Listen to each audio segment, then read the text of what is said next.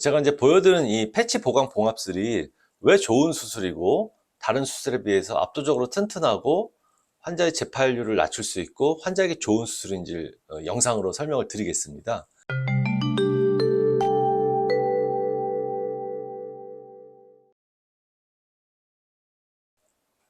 안녕하십니까. 나라정형외과 대표원장 이원조입니다. 오늘도 제가 좀 좋은 수술 케이스로 설명을 드리겠습니다. 제가 요즘 주력하고 있고 가장 자신 있어 하는 회전근개 파열에 있어서 관절경을 이용한 패치 보강 봉합술입니다. 전편에서도 제가 한번 말씀드렸었는데 이 회전근개 파열이 있을 때 그 다양한 이제 봉합하는 방법 중에서 가장 좀 튼튼하다고 알려져 있고 실제로 이제 의사가 수술하면서 본인에게 이제 어떻게 보면 스킬풀하게 익숙한 수술을 선호하게 되는데 저 같은 경우에는 뭐 모든 다양한 수술법을 다 잘 소화하고 있지만 특히 이 패치를 이용한 보강 봉합술, 그러니까 일반적으로 힘줄을 파열된 부분을 이 힘줄을 이제 뼈에다가 부착할 때 그러니까 힘줄만 붙이는 것이 아니라 여기를 보강해 준다는 얘기죠.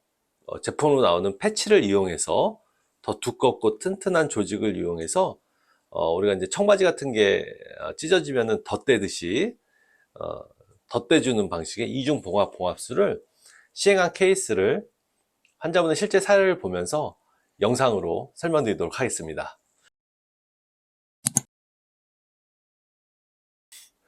예, MRI로 먼저 말씀드리면 중년의 남성분이셨는데 마찬가지로 이제 심한 어깨 통증과 기능장애, 그리고 타 병원에서 주사치료 및 여러 가지 이제 보존적 비수술적 치료에도 전혀 호전이 되지 않아서 수년간 고생한 끝에 저희 병원에 오셔서 그 MRI 촬영 리뷰를 하였고, 회전근개 파열은 MRI 촬영을 하면은 정밀하게 대부분 잘 보입니다.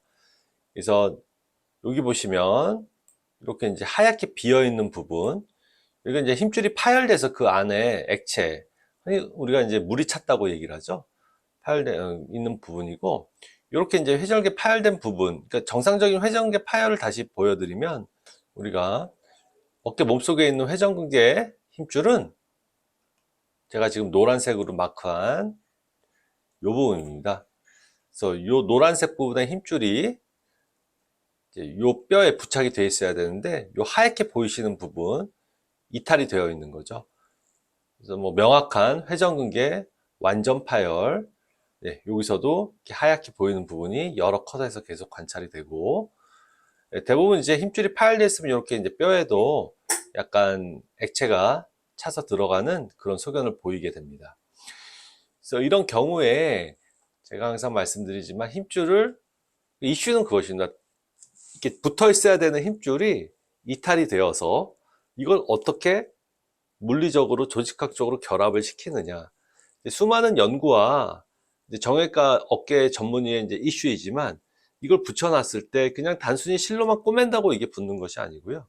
이 안에서의 혈액순환과 세포 재생 결합이 세포학적으로 또 일어나야 되고, 이런 것을 이제 우리가 접근하는 방법에 있어서 이 힘줄을 물리적으로만 붙여놨어도 그 사이에 어깨의 움직임이 있고 또 운동을 하다 보면 당연히 재파열이 되는 경우가 있을 수 있습니다. 그래서 우리 정형외과 의사들은 이것을 해결하기 위해서 어떻게 하면 이 힘줄을 붙인 다음에 이것이 영구적으로 계속 붙어 있고 무리한 운동을 하고 수영, 골프, 테니스 이런 여러 가지 액티비티를 하면서도 어깨가 움직일 때 이 힘줄이 단단히 붙어 있으면서 기능을 하느냐. 수술 후에도 계속 경과 관찰을 하면서 필요하면 MRI나 초음파를 보면서 연구를 하였는데, 최근 나온 기법이기도 하면서도 이미 검증이 되었고 훨씬 기존의 봉합술보다는 튼튼하다는 이렇게 힘줄을 붙이면서 이 위에다가 덧대주는 거죠. 패치 보강 봉합술, MRI로 설명드리겠습니다. 아까 말씀드린 같은 이제 수술 케이스인데요. 예, 수술 후에 찍은 MRI입니다. 이 환자 같은 경우에는 지금 현재 수술 후 대략 한 달 정도 지난 상황인데, 보통 우리가 수술 후 한 달 정도 후에 찍는 MRI가 굉장히 중요한 의미를 갖습니다. 수술 후 직후에 찍은 MRI보다 수술 후 한 달 후에 찍었을 때의 그 얼마나 힘줄이 잘 붙어 있느냐가 장기적인 예후를 결정하죠. 수술 직후에는 대부분 잘 돼 있지만 수술 후 한 달 사이에 그때 가장 약할 수 있는 시기이기 때문에 수술이 잘 됐다면 한 달 후에 찍었을 때 보이는 소견에서의 수술 후 MRI가 가장 중요하다고 할 수 있겠습니다. 제가 보여드리는 것도 당연히 수술 후 한 달 지난 MRI고요. 보시면 굉장히 잘 붙어 있는 모습을 보이겠습니다. 아까 말씀드렸던 회전근개 힘줄이 이렇게 보이시죠?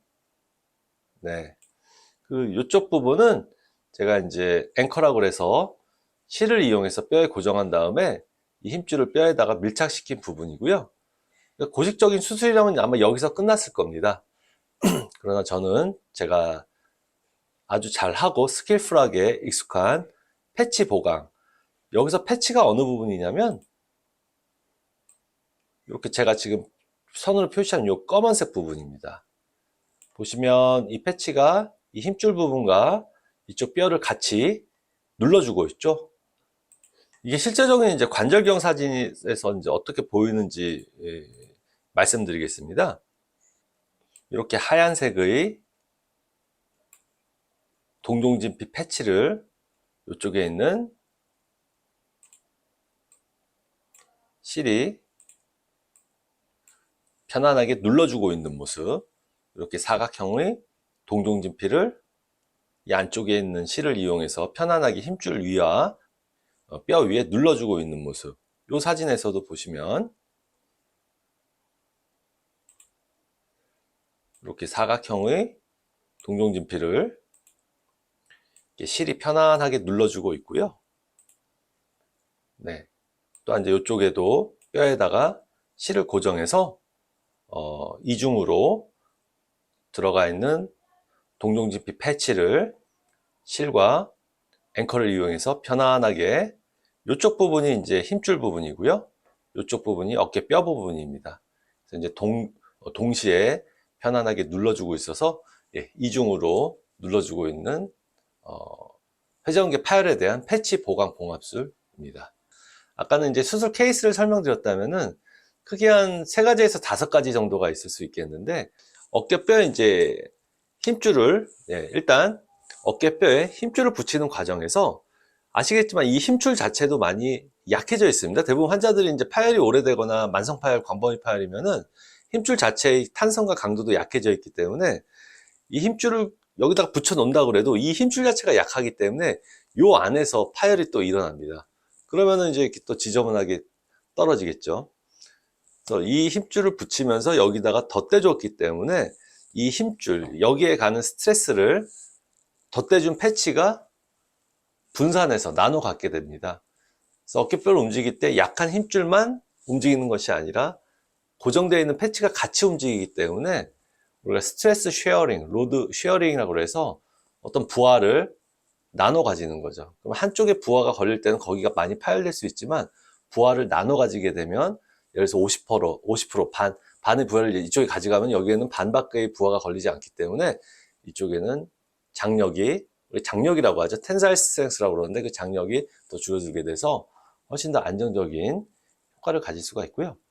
두 번째, 이 패치를 보강하게 되면 여러분 생각해 보십시오. 이제 힘줄 파열이 있어서 이제 붙여놨고 그 위에 덮어주고 있으면은 우리가 이제 수술을 하면서 이쪽에 여러 가지 재생이제, 예를 들어서 뭐 콜라겐 주사를 인젝할 수도 있고 우리가 이제 흔히 재생인제라고 하는 PRP, 요즘 이제 줄기세포 비맥도 연구가 되고 있는데 그런 것들이 주사 약물이 들어갔을 때 이 패치가 뚜껑처럼 지붕처럼 덮어주기 때문에 그 안에서 컨테인, 보관해주는 역할을 할 수가 있습니다. 이제 고식적인 수술에서는 그냥 힘줄을 실로 꾸며놓고 거기다가 약을 뿌려주면은 몸속 관절 안에서 이런 것들이 디스트리뷰션 되면서 이렇게 돌아다닐 수가 있는데 우리 정형외과 전문 입장에서는 그런 약물들이 파열된 부분에 딱 모여 있어야 되고 그런 것을 컨테인에서 덮어줄 수 있는 어떻게 보면 덮개가 되는 거죠.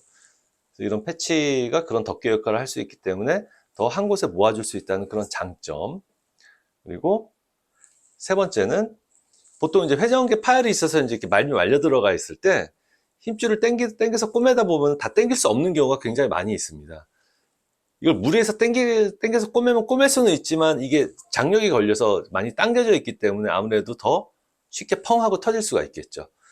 그래서 이제 보통 정형외과 어깨 전문의들은 당겨서 꼬맬 때 트랙션이라고 하는데 적당한 강도로 다 당기지 않고 어깨뼈에 예를 들어서 이렇게 많이 말려들어 있으면 정상적인 해부학적인 위치는 여기라면 여기서 여기까지 당기는 게 아니라 한 요 정도까지 적당한 텐션을 줘. 그러면은 여러분 생각해 보시면 이게 원래 해부학적으로 여기 붙어 있어야 되는 게 약간 덜 끌려와서, 그러니까 덜 끌어당긴 거죠. 너무 당기면 찢어질까봐.